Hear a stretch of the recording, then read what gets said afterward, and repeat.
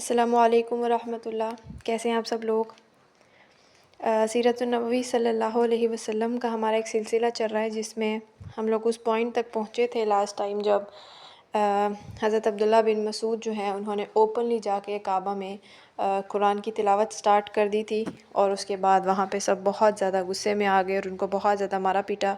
اور وہ آرام سے ہنستے ہوئے واپس آ گئے تھے. وہ اس چیز نے انہیں بالکل بھی افیکٹ نہیں کیا،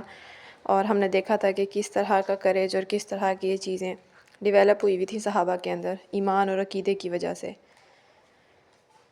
اب ہمیں پتہ ہے کہ قریش کے جو لوگ ہیں نا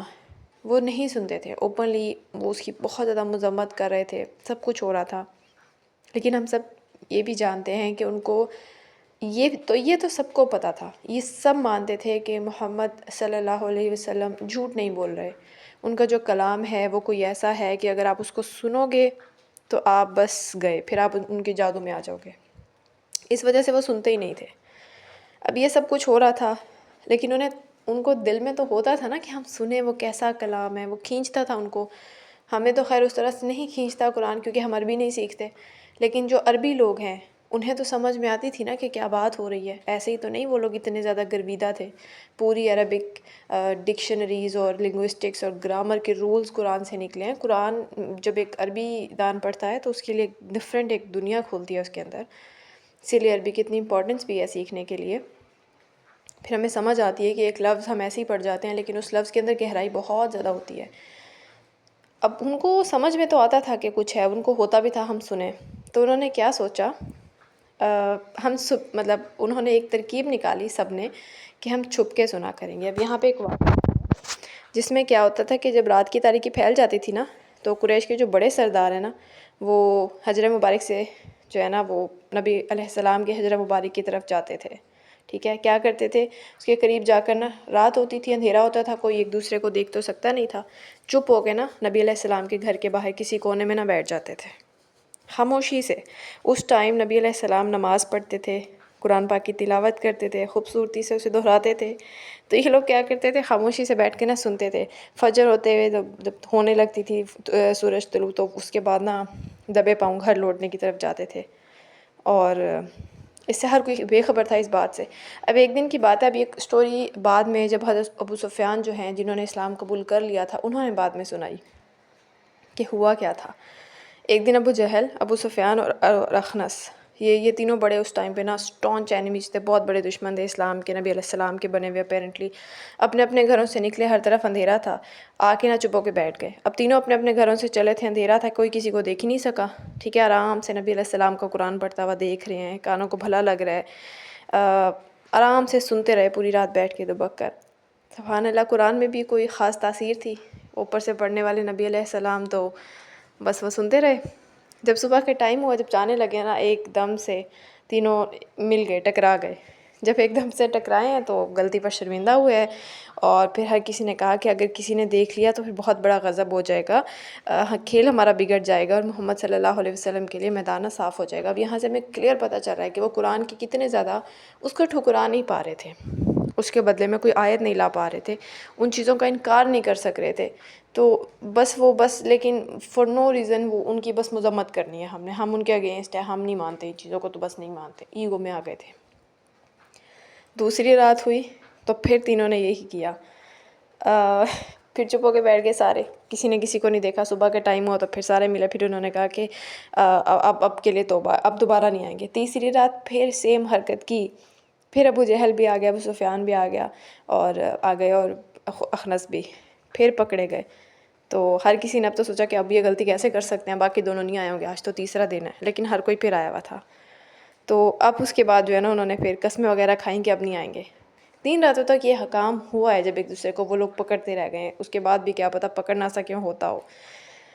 اس کے بعد نا ایک صبح نا اخنس جو ہے نا وہ ابو سفیان کے پاس گئے ہیں. اب انہوں نے پوچھا کہ ابو حنظلہ، محمد کا کلام تم نے سن لیا صلی اللہ علیہ وسلم، اب اس کے بارے میں تمہارا کیا خیال ہے؟ تو انہوں نے کہا کہ قسم ہے کچھ ایسی چیزیں سنیں جس کا مطلب سمجھ میں آتا ہے، پتہ چلتا ہے کہ ان سے کیا مراد ہے، لیکن کچھ ایسی باتیں بھی ہیں جس کا مدعا ہی نہیں کھلتا، مطلب سمجھ نہیں آتا کہ ان سے کیا مراد ہے. اخنس بولا کہ خدا کی قسم میرا اپنا بھی یہی حال ہے. ابو جہل کے پاس گئے. اب ابو جہل نے کیا کہا کہ کچھ سنا تم نے؟ ہم اور عبد المناف ہمیشہ ایک برابر کے رہے ہیں۔ اب جو بنی ہاشم ہے نا، عبد مناف جو نبی علیہ السلام کی پوری آل ہے وہ، اور یہ دوسری یہ والی سائڈ تھی، ان لوگوں کا نا ہمیشہ ایک برابر کا مقابلہ رہا ہے، ٹھیک ہے۔ کوئی ایسا کام نہیں جو انہوں نے کیا ہو ہم نے چھوڑ دیا۔ وہاں بہت زیادہ مطلب قبیلہ بازی بہت زیادہ تھی، جو ایک قبیلے نے کرنا ہے وہی کام دوسرے قبیلے نے۔ اب نبی علیہ السلام کے قبیلے میں اور ابو جہل والوں کا جو قبیلہ ہے، ان میں فل آن جیسے کہتے ہیں نا 1 to 1 مقابلہ ہوا کرتا تھا، ٹھیک ہے۔ ہر موقع پر ہم ان کے دوش بدوش تھے، ہر میدان میں حریف ہیں، سمجھ لو کہ ہم مقابلے میں 2 گھوڑے تھے۔ اب آج وہ کہتے ہیں کہ ہمارے اندر ایک نبی ہے، اس کے پاس وحی آتی ہے، تو اب اس چیز میں ہم ان کو کہاں پا سکتے ہیں؟ خدا کی قسم ہم تو قیامت تک کی مان نہیں لائیں گے، نہ بات مانیں گے۔ یعنی بات نہ ماننے کی کیا وجہ تھی کہ اگر مان لیا تو پھر ہم ان کے تابع ہو جائیں گے نا، ہم ان کے نیچے آ جائیں گے، تو اب ہم ان کا مقابلہ تو کر نہیں سکتے۔ کیا کر سکتے ہیں؟ انکار، کینہ، یہ حسد۔ تو وہ جانتے تھے محمد صلی اللہ علیہ وسلم حق پر ہیں، آپ کی باتیں سچ ہیں، سچ مچ اللہ کے نبی ہیں آپ، آسمانی بادشاہ کی طرف سے وحی آتی ہے، لیکن دشمنی میں اندھے تھے، اور سبحان اللہ شیطان ان کو مزید اور اچھے سے ان کے اعمال ان کو کر کے دکھا رہا تھا۔ وہ چاہتے تھے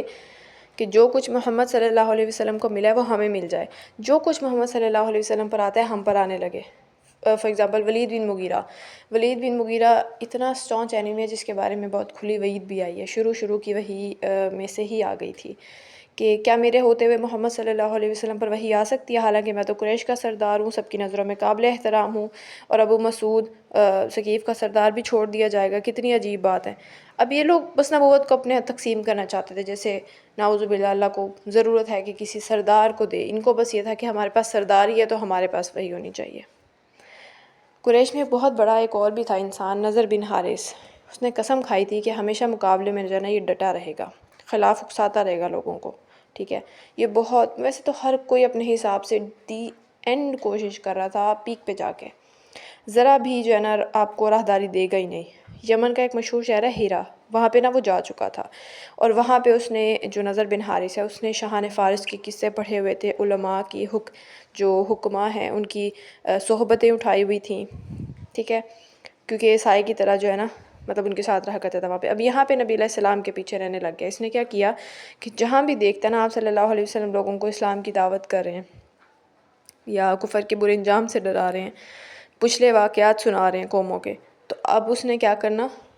فوراً وہاں پہنچ کے کیا کرتا تھا، جب آپ صلی اللہ علیہ وسلم وہاں سے چلے جاتے تو وہاں پہ آ کے نا کہ بھائیو میں تو تمہیں اس سے اچھی بات سنا سکتا ہوں، میں سناتا ہوں، ایران کے واقعات سناتا، بادشاہوں کے قصے سناتا،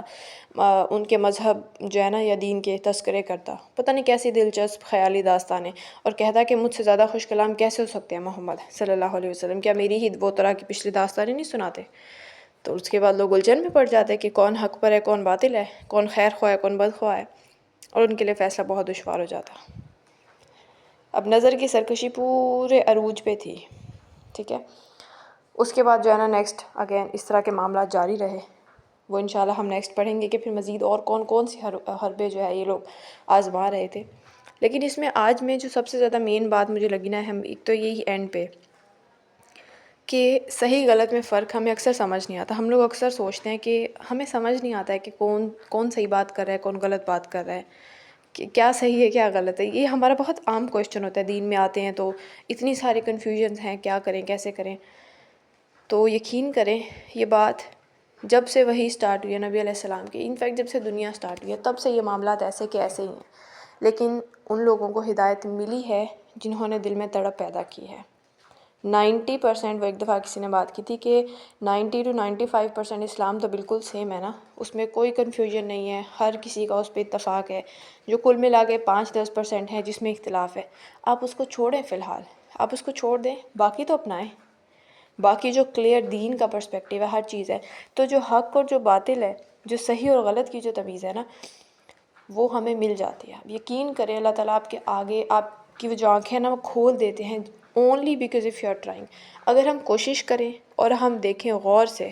فار ایگزامپل میرے سامنے کوئی بھی واقعہ ہو، میرے سامنے 2 پرسپیکٹیوز پڑے ہیں کہ کچھ کرنا چاہیے، فار ایگزامپل اسلام میں ایکٹیویزم ہے یا نہیں ہے، فار ایگزامپل، تو اب اگر میں واقعی اللہ سے مدد مانگ رہی ہوں نا، اللہ تعالیٰ مجھے رستہ دکھا دیں گے، اللہ تعالیٰ میرے دل کو اطمینان بھی دیں گے، الہام جسے بولتے ہیں نا ہو جائے گا، اور اس کے بعد دونوں، کیونکہ دونوں سائڈس کے علماء ہوتے ہیں آپ کے پاس، تو آپ کو حق مل جاتا ہے، آپ کو جو صحیح رستہ ہے وہ مل جاتا ہے اگر آپ واقعی کوشش کر رہے ہیں، آپ کو ملتا ہے۔ مسئلہ یہ ہے کہ ہم اس چیز کو نا ایک وہ وجہ بنا لیتے ہیں کہ نہیں ہمیں تو سمجھ نہیں آ رہا، آلریڈی اتنے مسئلے ہیں تو یہ بس ہم کیا کریں، ہم کچھ بھی نہیں، اگر ہم واقعی چاہتے ہیں تو ہم لگے رہیں گے۔ دنیا میں مارکس چاہیے ہوتے ہیں، کوشچن نہیں سمجھ آ رہا، کنفیوزنگ ہے، سلیبس نہیں سمجھ آ رہا، تو ہم اس کو کلیئر کرتے ہیں نا، ہم چھوڑ تو نہیں دیتے کہ اچھا بس دفعہ کرو ہے ایسا کیا ہے، بعد میں کہہ دیں گے ٹیچر کو رزلٹ میں جب فیل ہوں گے کہ بھئی ہمیں تو پتہ ہی نہیں چلا تھا۔ ہم دنیا میں ایسا نہیں کرتے، ہم یہ صرف اس معاملے میں ایسا کرتے ہیں، غلط کرتے ہیں، یہ سینس ہی نہیں بنتی۔ اگر ہمیں کنفیوژن ہے تو جب ہم ڈائریکٹ اللہ تعالیٰ سے مانگیں گے یا اللہ یہ کنفیوژن ہے مجھے بتا دیں کیا صحیح کیا غلط اس میں، تو اللہ تعالیٰ آپ کا دل کھول دیتے ہیں صحیح کی طرف۔ اگر آپ کوشش کریں اور اگر آپ کے دل میں ایمان ہے، اگر آپ وہی بات ہے اللہ کے سامنے دعا کر رہے ہیں، کوشش کر رہے ہیں، اللہ تعالیٰ آپ کو دکھائیں گے صحیح رستہ کیا ہے اور اس کے بعد جما دیں گے۔ تو کنفیوژنز اس ٹائم پہ بھی تھی نبی علیہ السلام کے دور میں، اس سے زیادہ کیا کنفیوژن ہوگی کہ سامنے جو ہے لوگ کیا کیا کچھ کر رہے تھے، لیکن نہیں، جن کو حق آنا تھا ان کو پھر آ گیا تھا، ان پہ ثابت ہو گیا تھا حق، انہیں سمجھ آ گیا تھا ہاں یہ ٹھیک ہے اور یہ غلط ہے، تو وہ لوگ کر رہے تھے کوششیں۔ تو جب آپ کوشش کریں، آپ دل سے چاہیں تو اللہ تعالیٰ رستہ دکھاتے ہیں۔ مسئلہ یہ ہے کہ ہم کوشش نہیں کرتے، تو ہمارے اینڈ پہ فالٹ ہے، ہم نے اپنا فالٹ ختم کرنا ہے، خود بخود حق نظر آئے گا، سچ نظر آئے گا اور صحیح رستہ آپ کو نظر آئے گا انشاءاللہ ہم سب کو، اور پھر ہم اس پہ چلنا شروع کر دیں گے۔ اور فار ایگزامپل آپ اس پہ چل رہے ہیں سچ سمجھ کے، صحیح سمجھ کے، اور اس کے بعد آپ کو 1 سال کے بعد پتہ چلا کہ نہیں میں تو یہاں پہ غلط تھی، مجھے یہ دوسری سائڈ اب جو مجھے اس بات کی سمجھ آئی ہے یہ تو زیادہ it is making more sense, اس میں زیادہ سمجھ آ رہی ہے، زیادہ صحیح لگ رہی ہے، اوکے اب یہ سچ سمجھ آ گیا کہ اچھا نہیں میں غلط فالو کر رہی تھی، تو ٹھیک ہے اس کو ہم انشاءاللہ اسی ٹائم ڈسون کریں گے اور پھر اگلے صحیح پہ چل پڑیں گے جو ہمیں زیادہ صحیح لگ رہا ہے۔ ہرگز یہ مطلب نہیں ہم ایسے سوئچ ہوتے رہیں گے، لیکن میں ایک بات کو مانتی تھی بچپن سے، مجھے اب میں 23 سال کی ہوں، 23 سال کی عمر میں مجھے پتہ چلا کہ بھئی یہ ایسی بات ہے، تو ابھی میں اس کو کیا کروں گی، میں اس کو 23 سال میں ایکسیپٹ کروں گی کہ ہاں ٹھیک ہے یہ جو بات ہے نا مجھے مجھے اب سمجھ آ گئی ہے کہ نہیں یہ والی بات سچ ہے، میں جو اب تک مانتی تھی وہ غلط تھی، ٹھیک ہے ہم جو غلط تھی اس کو میں ڈسون کر کے میں اس کو ایکسیپٹ کر لوں گی، ایکسیپٹنس لے کے آئیں گے اپنے اندر، سمپل۔ تو صحیح اور غلط سمجھ آ جاتا ہے اگر آپ کی کوشش ہے، نیت ہے، لے آتے ہیں اللہ تعالیٰ، ٹھیک ہے۔ اور سیکنڈلی جو ایک دوسرا کانسیپٹ تھا وہ یہ تھا کہ ہماری بہت ساری پرسنل پریفرنسز کی وجہ سے ہم عمل سے رک جاتے ہیں، جو کہ ہمیں اگین عمل والا پوائنٹ یہاں پہ لانے کی بہت ضرورت ہے۔ جیسے ابو جہل اور یہ سارے لوگ سمجھ آ گئی تھی انہیں، اب انہیں حق کی سمجھ آ گئی تھی پھر بھی مانے نہیں، کچھ بھی وجہ ہو سکتی ہے، ہمارے ساتھ بھی ہوتا ہے، ہم کبھی نفس کی باتیں، کبھی سوسائٹی، کبھی لوگ، کبھی یہ ساری باتوں کے پیچھے نا ہم اپنا عمل چھوڑ دیتے ہیں۔ کرنے کا کام یہ ہے کہ ہم اپنے دین پہ جم جائیں، عمل نہ چھوڑیں، باقی ہر چیز جائے بھاڑ میں، چاہے وہ لوگ ہوں، چاہے وہ سوسائٹی ہو، چاہے وہ نفس ہے میرا، کچھ بھی ہے، جب غلطی ہوگی معافی مانگی، پھر عمل، جو علم آتا جا رہا ہے عمل، تو عمل پہ جب ہم جمتے جائیں گے نا آٹومیٹیکلی ہم فلرش کرتے جائیں گے دنیا اور آخرت میں انشاءاللہ۔ تو یہ عمل کا پوائنٹ بہت کریٹیکل ہوتا ہے، یہ ضروری ہے۔ ہم جو کچھ بھی سیکھ رہے ہیں اس گروپ سے بھی، باقی بھی لائف میں، اس کو امپلیمنٹ کرنا بہت ضروری ہے۔ اگر علم آ گیا ہے اور اب میں عمل نہیں کر رہی، that is way more dangerous, جب مجھے علم ہی نہیں تھا اس سے زیادہ ڈینجرس ہے یہ چیز۔ تو علم آ گیا تو ٹھیک ہے، اب بس میں نے انشاءاللہ عمل پہ جمنا ہے، ایک کوشش، ایک سٹیپ ہوتا ہے بس، سمپل، یقین کریں صرف ایک سٹیپ ہوتا ہے، عمل ضروری ہے، کرنا ہے، امپلیمنٹ کرنا ہے۔ اور یس اگین آپ لوگ گروپ میں ضرور شیئرنگ کریں کہ فار ایگزامپل آج میں نے فلاں جگہ پہ فلاں سٹیپ لیا تو یہ بہت ایک مشکل تھا لیکن میں نے لے لیا، کیونکہ مجھے سمجھ آ رہی تھی کہ یہاں پہ یہ حق ہے یا یہ ٹھیک رستہ تھا، تو دوسرا رستہ پھر میں نے ہاں چھوڑ دیا۔ تو ہم بھی انشاءاللہ اس طرح کر سکتے ہیں، کچھ بھی، لیکن انشاءاللہ اس چیز سے ہمیں عمل ضروری ہے، سمپل، عمل کی طرف نہیں آئیں گے، پرسنل پریفرنسز پہ رہیں گے تو نقصان ہے تھوڑا سا، انفیکٹ تھوڑا نہیں کافی نقصان ہے۔ تو انشاءاللہ عمل کی طرف آنا ہے اور شیئرنگ کریں گے، ایک دوسرے سے آبزرویشن سے سیکھیں گے، اور لائف میں جب کنفیوژن ہوگی تو اللہ تعالیٰ کے پاس، اللہ تعالیٰ سے ڈائریکٹ جب ہمارا کنیکشن بن جائے گا، رب سے کہیں گے یا اللہ یہ کنفیوژن آ گئی ہے، سمجھ نہیں آ رہی، آپ پلیز اس کا آنسر دے دیں، ود ان اے ڈے آپ کو اللہ تعالیٰ آنسر دے دیتے ہیں سم ٹائمز، جب آپ کو زیادہ اگر آپ کی تڑپ ہو سچی۔ تو یہ انشاءاللہ ہم نے عمل میں ضرور آنا ہے، سیکھتے جائیں، عمل کرتے جائیں، اور انشاءاللہ آگے جس کو جس طریقے سے سمجھانا ہے ہم یہ باتیں کنوے بھی کرنی ہے انشاءاللہ۔ جزاک اللہ خیر۔